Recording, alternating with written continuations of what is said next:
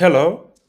In this Excel series, we are going to continue working with functions which are very useful and powerful to use while using Excel sheet. In this tutorial, we are going to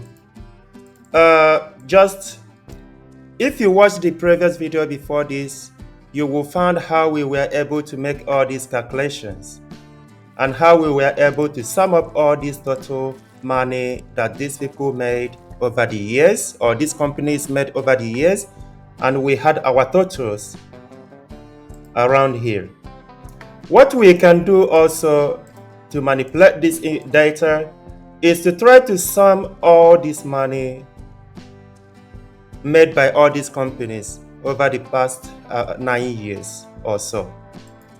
So let us do that. Let's sum. As you can see, it's already written here for us. Sum L2, which is the column we are manipulating, and L21, which is the last one, the last column, right? So since we already have it here, we can just hit enter. Now we have the total of all these sums of money. Don't even ask me how much this is because I do not know. Let us go on and use other functions also. For instance, let us find out the maximum amount of money made in 2020 by all of these businesses, like who made the maximum amount of money. To do that is also quite simple. What we can just do is to use the max function.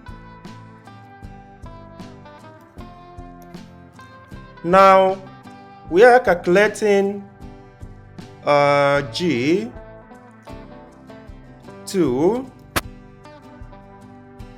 against G21.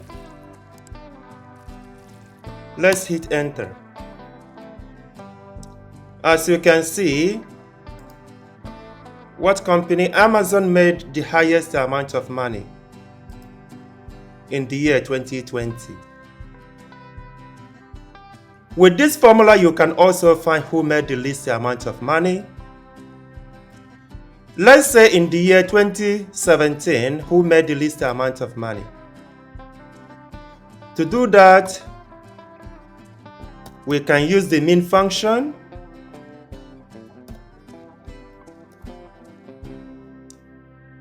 We can use D2, which is the column,